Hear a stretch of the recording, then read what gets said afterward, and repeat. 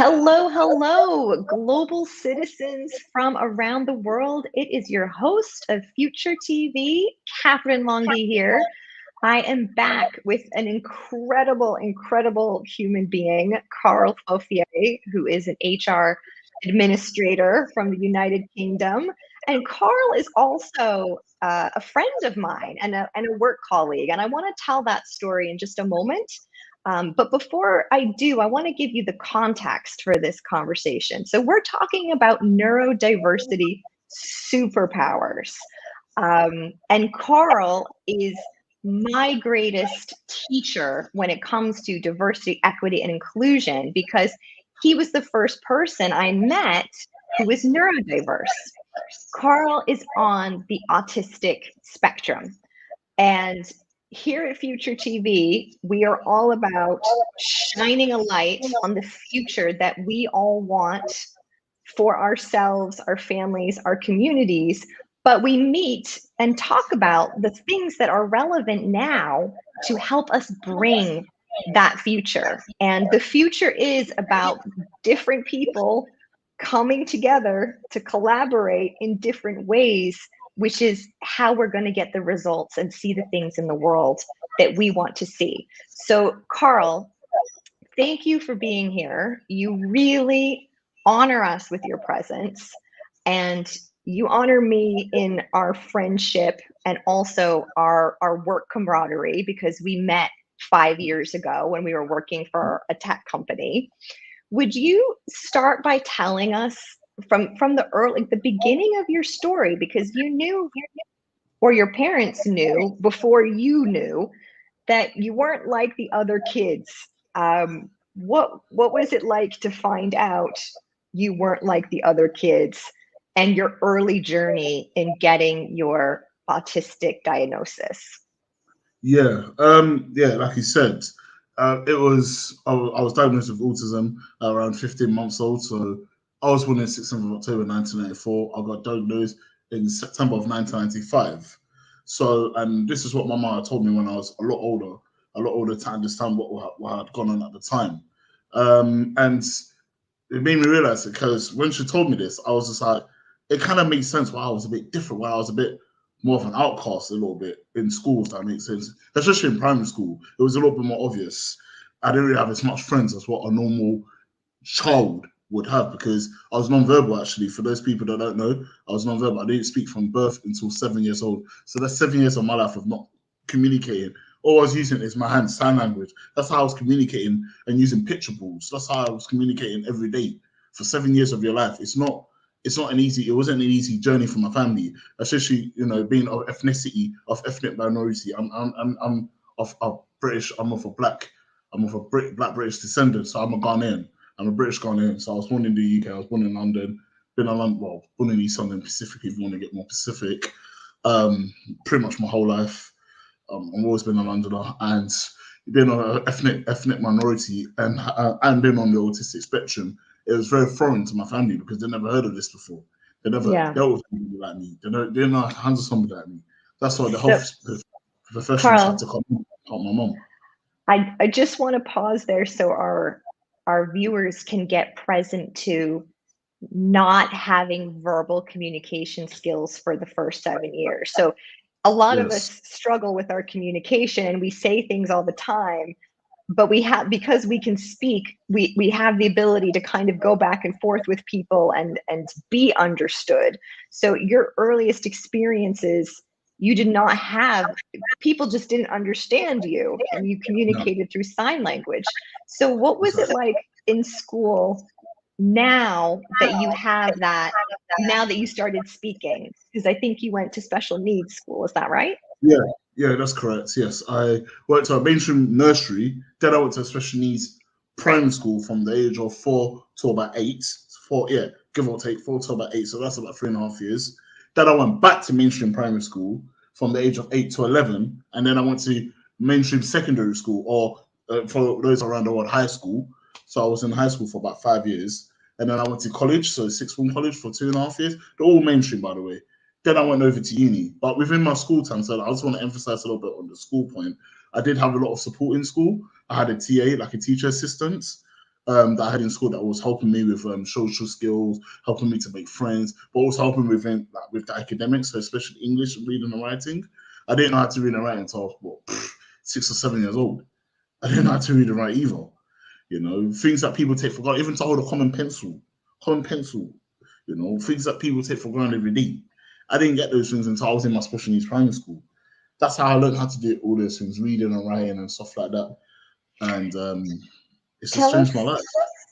tell us a little bit about friendships, because you mentioned you were a bit of an outcast in school, and as Yeah. someone, as the way I know you as a very outgoing person who loves people, who loves talking to people. So what was it like not having the kinds of friendships that you wanted, or trying to create those friendships when you were in school? Yeah, do you know what? Like, it was difficult, to be honest. So I'm just gonna keep it honest and real. It was very hard for me. I felt like, especially in primary school, like I didn't really have too many friends that I could talk to or can actually relate to, or they were really kind of would accept me for me or understand me. I guess. So it was just so hard for me. But then as I got older, as I went into secondary school, I started to become very sociable. I started to become very popular in school. I do remember being in year 7 or year 8. There was this thing in my secondary school called peer mediator. Also, what that basically means is that it was for those people that are struggling to make friends. I'm not gonna lie, I was struggling to make friends. No, Carl Fofie struggled to make friends. Carl Fofie, me, struggled to make friends. You would never thought that, because although I am naturally now, as being the most outgoing, sociable person you can ever meet. But back in those times when I was like 11, 12, 13, I was I was still getting to know who I was, getting to know who I am. You know, I was still trying to find myself. And, you know, I went to an all boys school. I went to an all boys secondary school.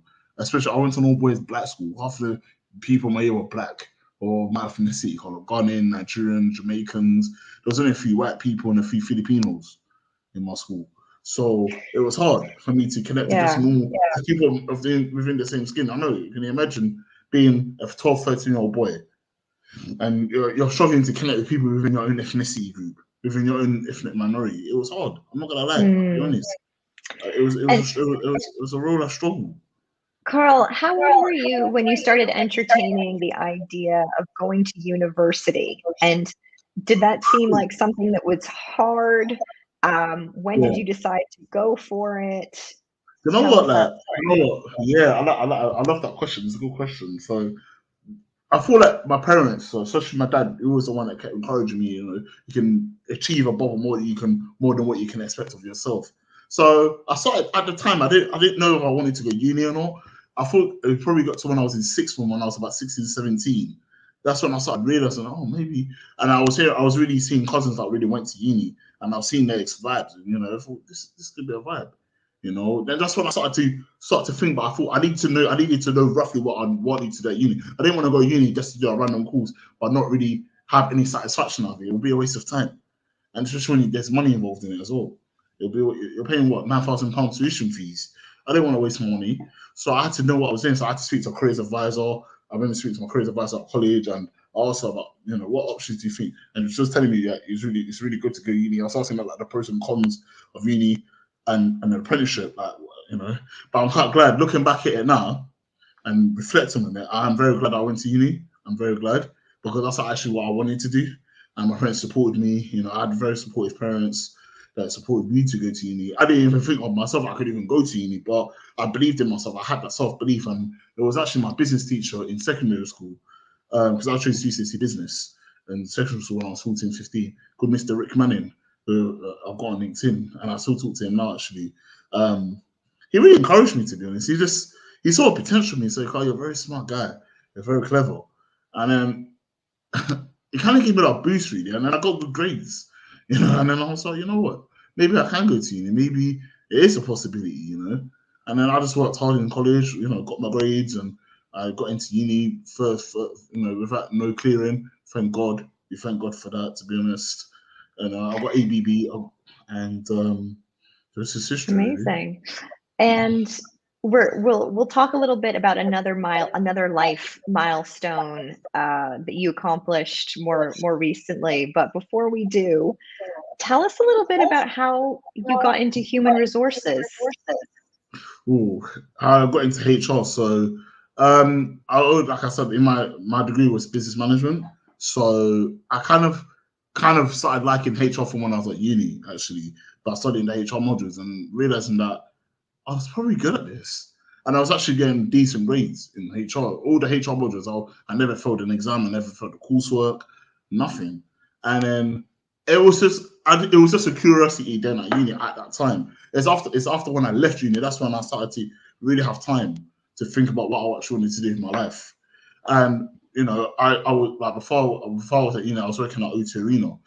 For those people that don't know, Otorino, I was working at a venue. I was working at a venue where they do music and sports and where they do all the types of entertainment, that kind of thing. I was working for this company called Lever Restaurants Compass Group. The Compass Group is the company that owns the company that I worked for at the time. So I started working on that job in 2012 December when I was 18, and I did that for 6 years. I did it throughout uni. I even did it a little bit after uni as well. I was a team leader, so I came from being a cashier to becoming a team leader. I actually led people as well. And then realizing that it was around about 2017, I can remember the exact month actually. It was a month before I graduated Bournemouth University, 2017, October, November time. That's how it is. Like, it's all good in that, being in hospitality. I loved what I was doing at the time, serving customers, being a people, talking to all people for all walks of life, and serving customers and, helping my team members and managing people. But I realized that I really wanted to start pursuing a career.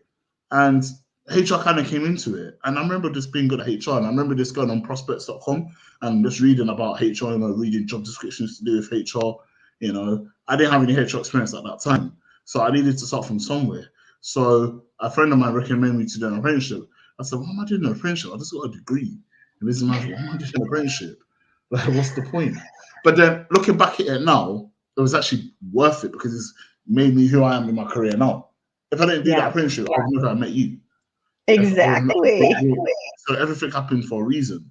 So the point I'm trying to make is that I don't want to go on a tangent here, but the point I'm trying to make is that HR, it found me in a way. Like, I realized I wanted to do something with people related. I'm a people person, so I wanted to do something with people related, but also wanted to do something I studied. And HR was the right fit for me. And then I thought, let me start as a HR apprentice at Genesis. Genesis gave me the opportunity to become a HR apprentice for 15 to 18 months. I was there for over a year. And I met you. And I realized I was actually good at what I did. And realized I was good at it. And then I haven't looked at it. I haven't looked back. And I've been doing it ever since 6 years ago now. And so I think you're starting to demonstrate one of your superpowers, which is once you set your eyes on something, it's a foregone conclusion. Like, you're doing it from 7 years old and like, okay, it's time to speak. I have a baby brother. I need to communicate that. It's time, I'm speaking. Or going to university. Like, I've got my son, I'm going to university. HR, I'm gonna do HR. Like, you really go for it once you've worked out your approach and your strategy. Then the implementation comes quite fast and furiously. So I want to bring us up to 2019 when you and I met at the tech company Agilicis. We were working in HR together. We were sat next, just in my first week, I remember we were just sat next to each other in the open floor office plan, and we just got to know each other. What was your first impression of this neurotypical blonde American lady?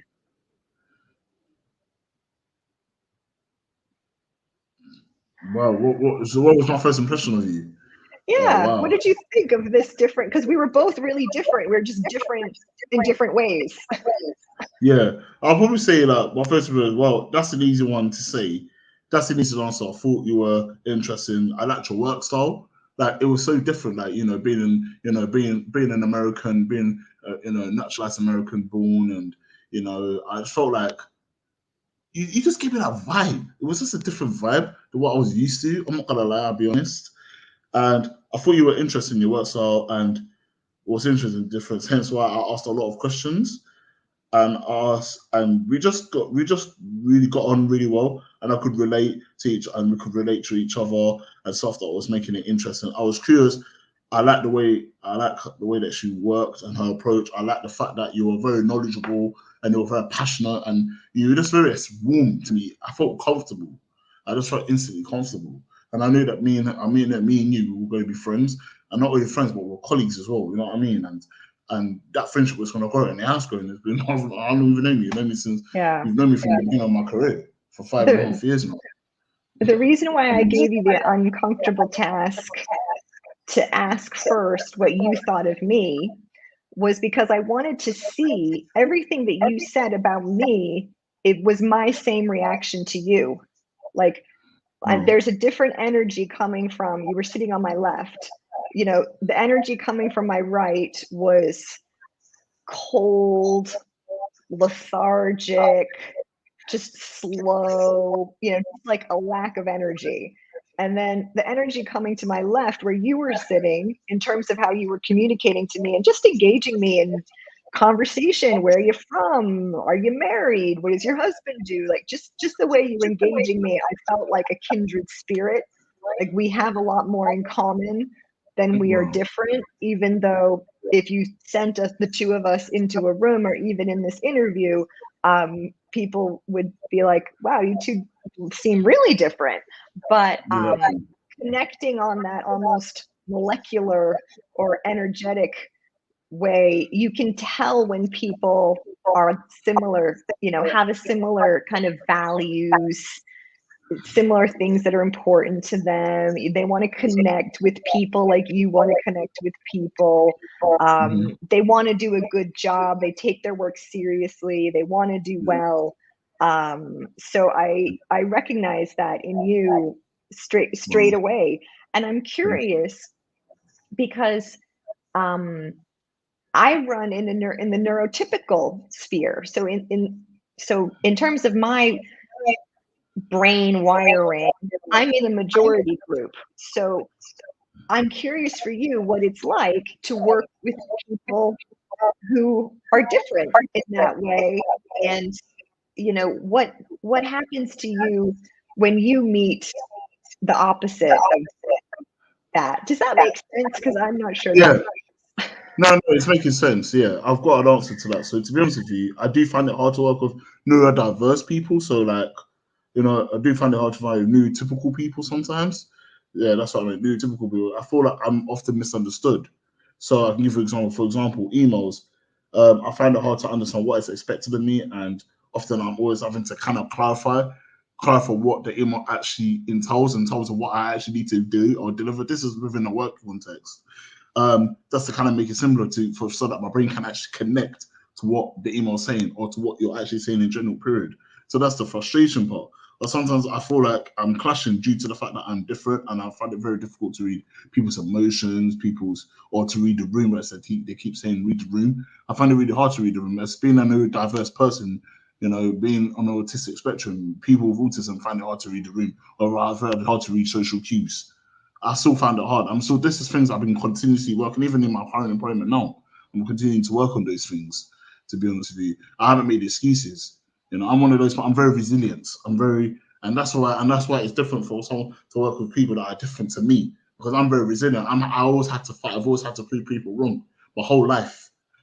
There's people that kind of have doubts. And certainly, I know people had doubts. Even employers had doubts about me. They thought I wasn't going to be good enough. They thought, you know, that I wouldn't be able to handle this environment, or we won't be able to handle that pressure. But I'm going to keep proving you wrong. Every time you say something negative, I'm going to prove you wrong. You're going to feel like an idiot. You're going to feel stupid.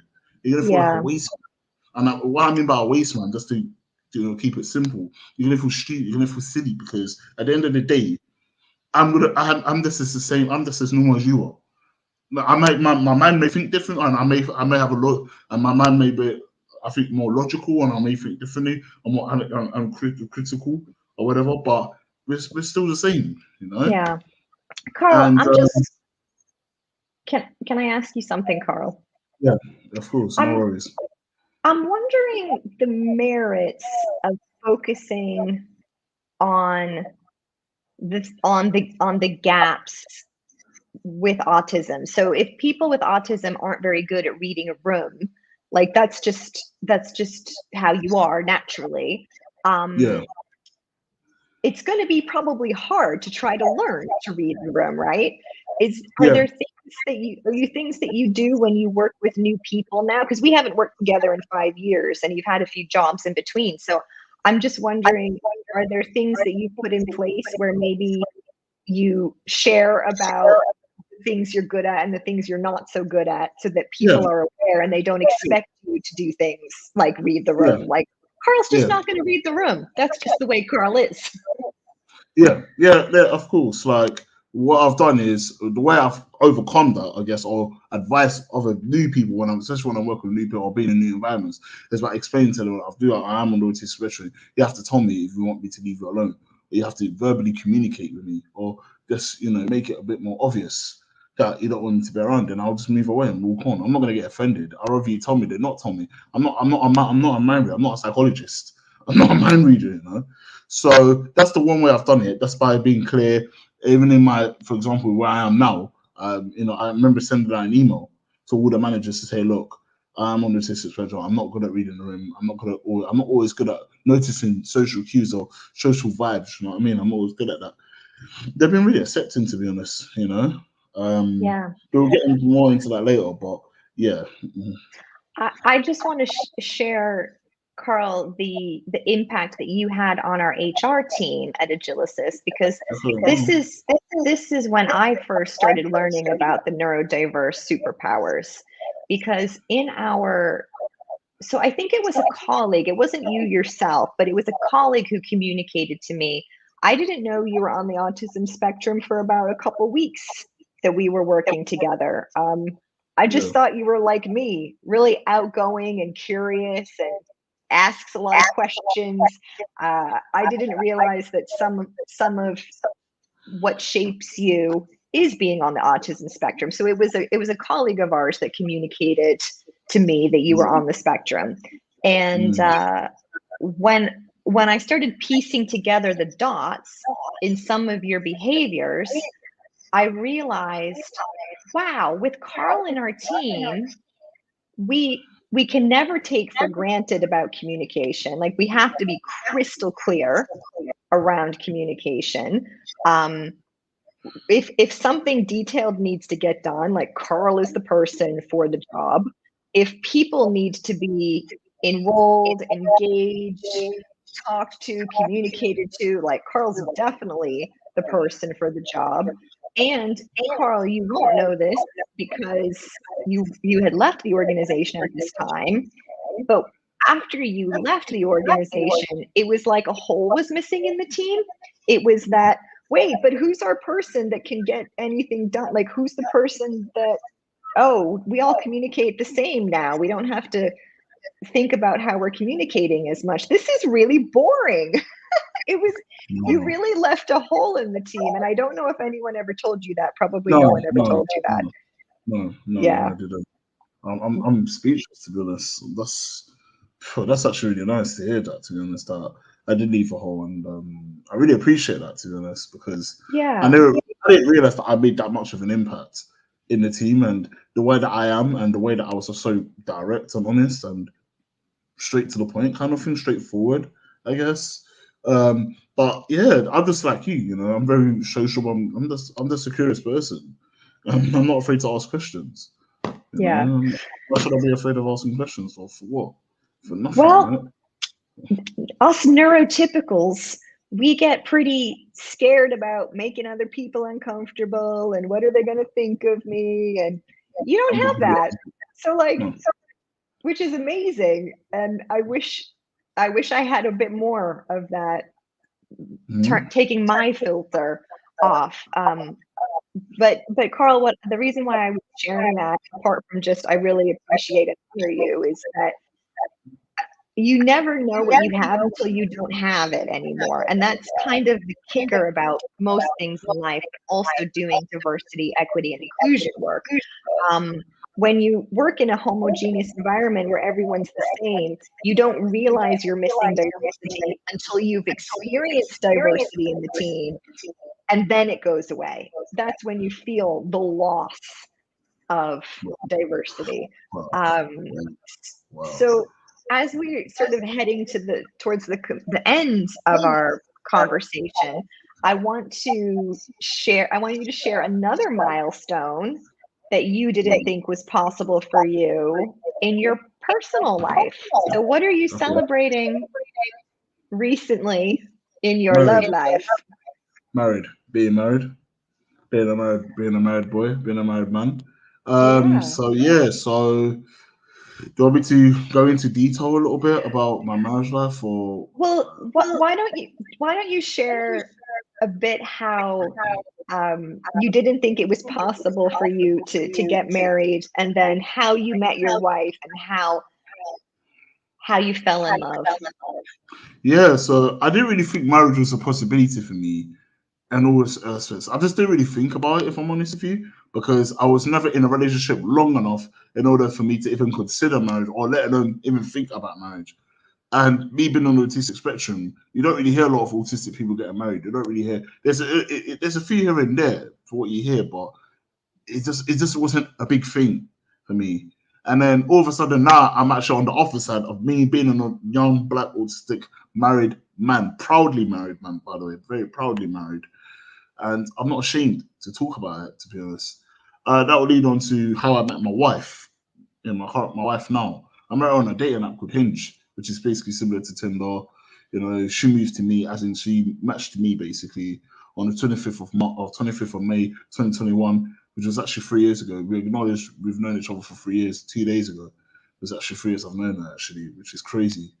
And she just accepted me for me. We just started talking, getting to know each other, and we just we just really connected a lot. We just connected. She just really understood who I was, and she kind of really helped me accept me for me, and kind of helped me embrace who I really am, being on the autistic spectrum. And she never judged me for that. In fact, she even did more of the research and researched even further about the autistic spectrum. That's so that she can, be able to relate to me and able to, for me to be me, to be myself, to be my true self. And that's what love is. It's about once you find that right person, and once you find the one, right? Like you've been in that similar situation, you've been married Yeah. yourself. You know when you know, and you're not gonna waste your time. I proposed to her in December 2022. I proposed to her. Then I had my traditional wedding because me being a Ghanaian. So I had my traditional marriage on the 26th of August 2023. Yeah, 2023. I'm married on the 1st of September of 2023. Then recently, about 3 weeks ago, I actually went to Greece to do my white wedding, my dream white wedding uh, celebration. So yeah, and Amazing. I've been married for over 8 months now. This weekend on the 1st of September, on the first of this week on the 1st of June, excuse me, for 1st of June, 2024 will be 9 months of marriage. I've been married for 9 months. Amazing. Well, Yeah. congratulations to you two lovebirds. And you're right. You know, and you're not going to mess about when it happens. Exactly, Yeah. exactly. I can go on for a So, little bit longer because there was a couple things that you said that I wanted to talk about. I like the question. We'll talk about. yeah. I think we spoke about the superpowers one already. Hmm. There was one that I want to. What are your greatest achievements? Mm. Can I talk about that? Yeah, go for it. Yeah. So my greatest challenge in life, my greatest challenges in life, being an autistic young man, is being able to recognize and manage my emotions and anxieties and being able to process it in an appropriate way. So the ways that I've been working on those things, just for those people that don't know, that probably are in the autistic spectrum similar to myself.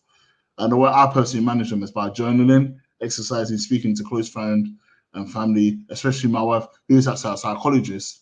So she's just quite fortunate. So I'm quite fortunate to have a wife who is actually a counselling psychologist, a qualified counselling psychologist actually. They can actually read my mind and actually be able to help me articulate in an appropriate way my actual feelings in life. So yeah, so that's it really. So that's my greatest challenges. I love your next question that you sent to me. What are the things that have surprised you most about your challenges and overcoming them? Wow, love that question. So a few things. Just being able to be in a workplace that fully accepts me fully. Just being in a workplace that actually fully accepts before you meet me for who I am, and also as well as so knowing that I don't have to put up a mask in my life. I don't have to put up a mask in life in general anymore. since being in this new workplace. And the new workplace is called Barnet Education and Learning Service, as you see on my LinkedIn, Bells specifically, linked to Barnet Council. Being able to be honest with my wife and life about things, to be fair, having the confidence to be able to share my story on social media and being able to touch so many lives, and being able to, through my LinkedIn, when I did my story about stigmas and how you overcome stigmas within the autistic spectrum, the stigma that kind of comes with being autistic. You know, I've proved them wrong because I didn't allow the stigmas to, you know, to define who I am. Period. Yeah. You know. And number 5, and your final question. Yeah, bring us home with the last question. Yeah, the last question that you said. What would you like to say to business and HR leaders who are scared about hiring neurodiverse people? Whew. It's a deep one. It's a very deep question, but I remember writing it down just before we came on here. I'll just say to people, be open-minded. Be open-minded to hiring these people, simply and simply give them a chance, because they are an asset to the company. They're assets. You know, well, and that's, we're not a liability. I'm a living example of that. Once the company gave me a chance, I proved you wrong. I'm not a liability. I'm not going to lose you, man. I'm actually going to gain you more profit in the business. I'm actually going to bring a fresh perspective in life. And that leads on to they can bring a fresh perspective into a workplace. You know, for so many neurotypical people, they're so stuck in their ways. But when they don't have that diversity, and like you said, I remember you saying that, you know, when I left Genesis by that time, when I left the organization, there was an empty hole. Why? Because they were missing that something different. They were missing that vibe, that current. It's like when you make orange juice. They were missing that sugar. You know, for example, they were missing that spice. Yeah. And I can Definitely remember, wasn't as sweet without you. it wasn't as sweet, exactly. And that's a quick one. I don't want to go over your time. I remember, for example, myself recently, before I got into my current role, I was going for interviews after interviews. I had so many offers, I had so many interviews and all of that, and I had to wait for the right company to set it for me. Yeah. So that's it. That's a beautiful place to end, Carl, because it really shows the value of diversity, but also you're shopping around for the employer. You're not taking the first offer that comes, someone who will accept you for your neurodiversity. You're actually looking for the place where you're valued, where you know you're going to thrive and love working there and being a part of everything. So that's a hey, watch out, HR leaders and business leaders. Like, if you want the good talent, you got to work for it. It can't just be lip service and yeah, we're really inclusive, whatever. No, you got to really walk the walk. Otherwise, the Carls of the world are not going to want to join you. So you don't want to miss out on that. Exactly. So, Carl, thank you again for being you wherever you go, in the workplace, at home, here in this conversation today. Thank you for being my teacher in all things neurodiversity, but also the true value of inclusion and what it really looks like when we're being authentic. Is there anything else you'd like to say today? Yeah, I do. I've got a few things that I would like to say. I thought I want to give some motivation, some encouragement for not just for HR business, for anyone that is watching this right now on live or on live TV, and anyone that's watching this. The first thing is to be able to be surrounded by good people, to be surrounded by people that are actually going to value your life, people that are actually going to challenge you when you need to be mentally stimulated or mentally challenged. That's a good thing. You know, it's very good to be because there's a saying that the company that you keep makes you who you are. So that basically means that the people that you hang around with or the people that you associate your life with can actually become who you are as well at the same time without you realizing it. So it's very important to be as selective as you can. Obviously, be open-minded to it, but also be selective at the same time, because not everybody's going to have your back. Not everybody's going to be there for you. I'm a living example that I've had people that backstab me. I've had people that thought they were there for me, but in reality, they're not there for me. They don't care. They don't give a two flying monkeys at the end of the day, you know. And I'm just going to keep it real. The second one, I'll probably say that's having that self-belief, believe in yourself, believe in your abilities, believe in your superpowers, like you mentioned on this title, believe in what the gift that God has given you. For those people that might not believe in God or whatever, or believe in Christ or believe in religion or whatever, just believe in what you got inside, your internal instinct. Believe in that, because you can thrive and you can go on to different places. You can go on to do something different in life. And that's about it, really. So, do you have any more questions Thank for you. me? No, I or don't. Carl, you have been very thorough, a proper demonstration of your superpowers. So thank you, thank you, thank you, and can't wait to catch up with you again soon. thank you very much. And do you know when this is gonna go live? Like, we're all live. Oh wow, you are Yeah, on the show.